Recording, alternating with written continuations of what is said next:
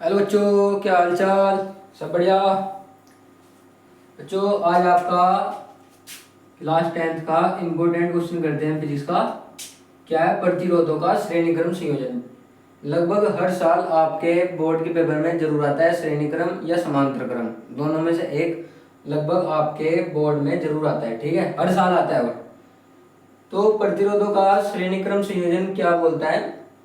अच्छा एक बात बताओ कि प्रतिरोधों का श्रेणीक्रम संयोजन। ठीक है, अब माना कि हमारे पास एक ये प्रतिरोध है।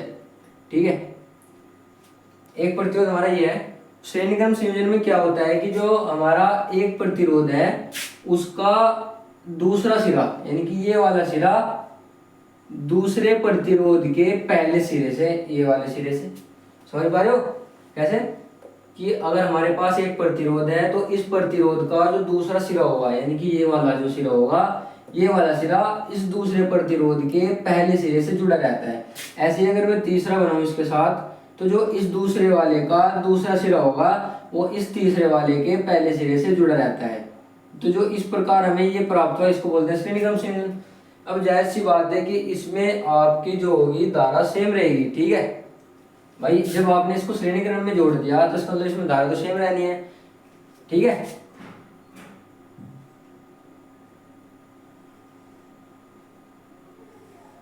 इसको आपने जोड़ दिया बैटरी के साथ और एक कुंजी के साथ। ये आप डायग्राम बना दो, फटाफट बनाते चलेगा डायग्राम। ठीक है, फटाफट डायग्राम बनाते चलेगा। ये धारा हो गई इसमें आई। धारा बच्चों श्रेणी क्रम में सेम रहेगी क्योंकि ये क्या है, एक श्रेणी में जुड़े हुए हैं। तो श्रेणी मतलब जो यहाँ से धारा गई वो ही सारणों को आकर वापस आएगी। ठीक है, इसलिए इसमें धारा रहती है सेम।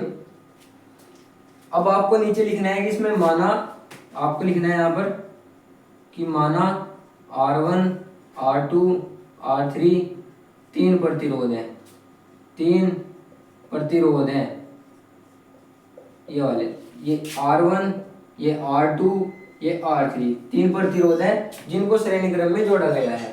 आपको लिखना है कि जिनको श्रेणी क्रम में जोड़ा गया है, जिनको श्रेणी क्रम में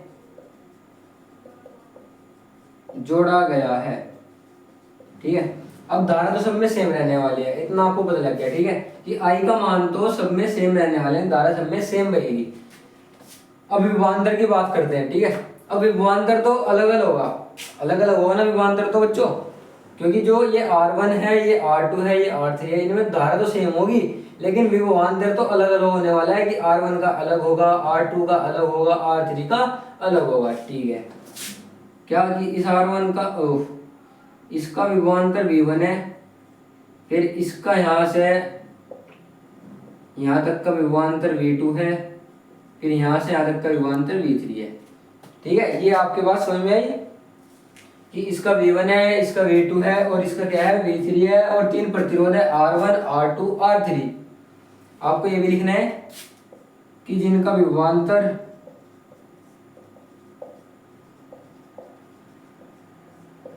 क्रम से V1 V2 व V3 है। विभवांतर क्या होगा V1 V2 V3 है। ठीक है, इसमें क्या है बैटरी। इतनी ये सारी चीजें लिखने के बाद जब अब आप लिखेंगे ओम के नियम से।